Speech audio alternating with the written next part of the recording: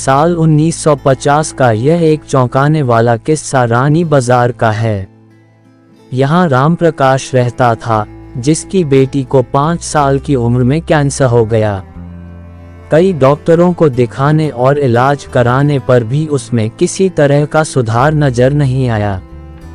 होते होते एक रात कैंसर ने उसकी जान ले ली। उस बच्ची की जान रात को करीब 1 बजे गई थी। उसी रात को पास के ही एक गांव की महिला मोहिनी को एक ट्रक ने टक्कर मार दी थी। मोहिनी के परिवार वालों ने पूरी विधि के साथ उसे अंतिम विदाई दी। अब बच्ची के परिवार वाले भी उसे दफनाने के लिए जंगल की तरफ निकले। जंगल जाते समय अचानक से उस लड़की के शरीर में हलचल हुई।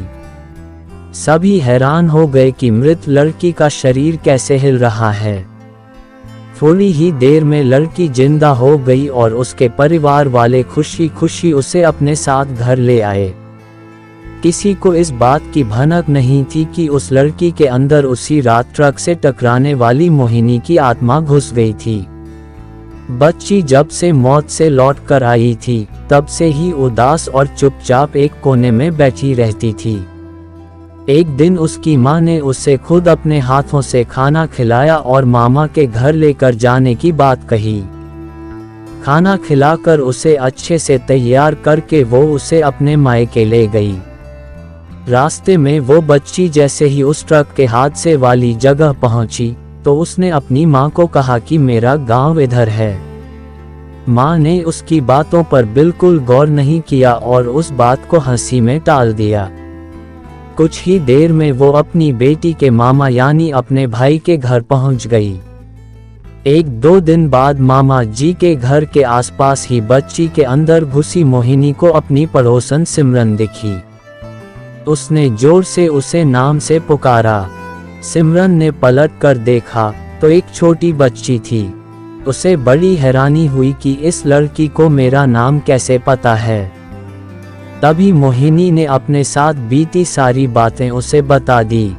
उसने कहा कि मेरे परिवार वालों ने मेरी मौत से ही पहले मुझे जला दिया था, इसलिए मेरी आत्मा भटक रही है। उसी दिन इस लड़की की भी मौत हो गई थी, तो मैं इसके शरीर में घुस गई। सिमरन ने ये बात अपने गांव जाकर सबको बता दी। पूरे गांव वाले और उसके रिश्तेदार मोहिनी से मिलने के लिए उसी बच्ची के मामा के घर के पास पहुंच गए। उस लड़की के अंदर रह रही मोहिनी की आत्मा ने सबको एक एक करके पहचान लिया। कुछ देर बातें करने के बाद वो अपने परिवार वालों के साथ अपने घर चली गई। अब उस लड़की की माँ बच्ची को घर में न देखकर परेशान थी। जब उसे पता चला कि वो कुछ लोगों के साथ दूसरे गांव गई है, तो वो उसे बुलाने के लिए चली गई। अपने परिवार के साथ खुश मोहिनी ने वापस आने से मना कर दिया। पास के ही लोगों ने उसे समझाया कि तुम्हें दोनों परिवार के साथ रहना चाहिए, इससे सभी को खुशी मिलेगी। तुम किसी एक परिवार को दुखी नहीं कर सकती हो। इस बात को सुनने के बाद लड़की के शरीर में रह रही मोहिनी अपनी मां के साथ वापस आने के लिए राजी हो गई। अब वो दोनों परिवारों के साथ खुशी खुशी रहने लगी।